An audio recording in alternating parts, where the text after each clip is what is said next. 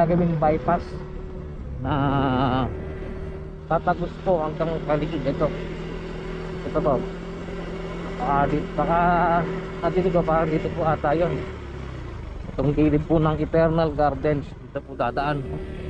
Ayan.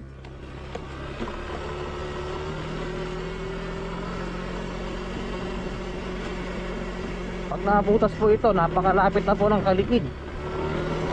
Saka yung mga pupunta ng mga palayang ganyan, Kalikid, Campino, hindi na po sila makata-traffic sa Bangad, sa San Isidro.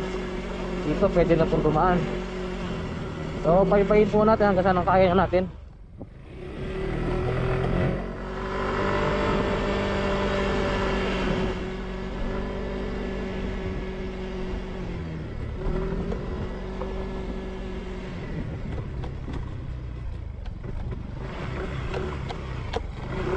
Agad, atala yung dirt bike ang dinala natin.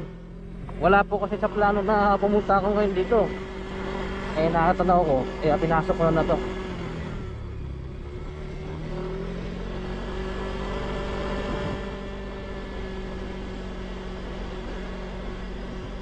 Dati napakakihilid po ng daan. Dito buti nila para na.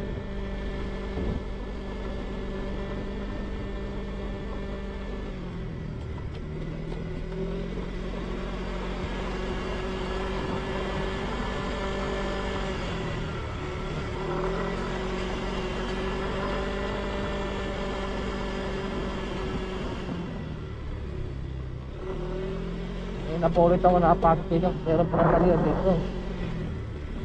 Kasi parang dito sa looban.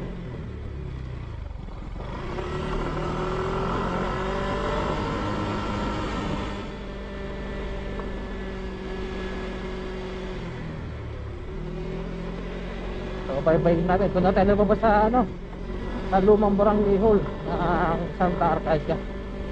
Doon po papunta ito eh.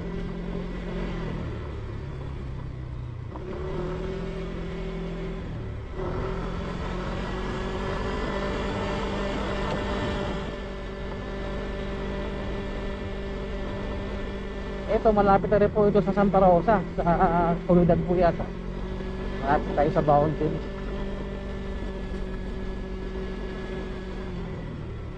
Yan, so may biyakan dito ngayon. Ito may food sa gilid. May food.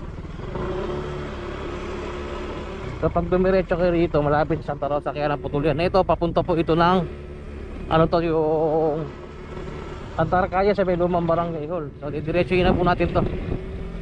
Kasi pag kung jump dito po gagawin yung bypass, medyo lihis. Ang tatagusin niya sa Soledad, Santa Rosa po ito. So dito tayo.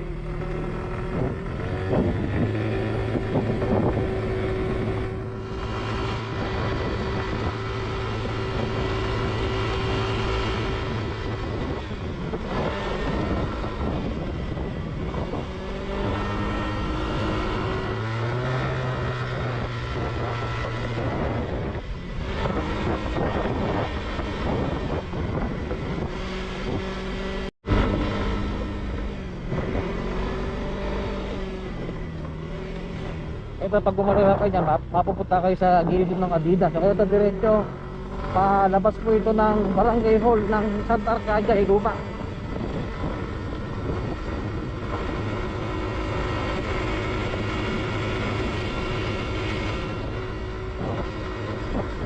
Yan, so ito na po yan Pagkatok na tayo na main road sa Mabini Street. Yan.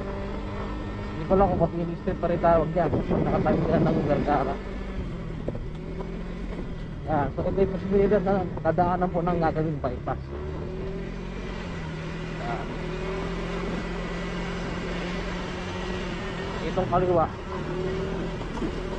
kaliwa, ito po yung dating barangay hall. Yan. So dati dumadaan po kami rito, nung nag-trail kami, papupunta kami ng bundok. Nanawa kami yung dadaan ito. Ang labas namin dito sa Kalikid na po, doon sa may firing, itiretso namin ito. So silipin natin hanggang saan tayo.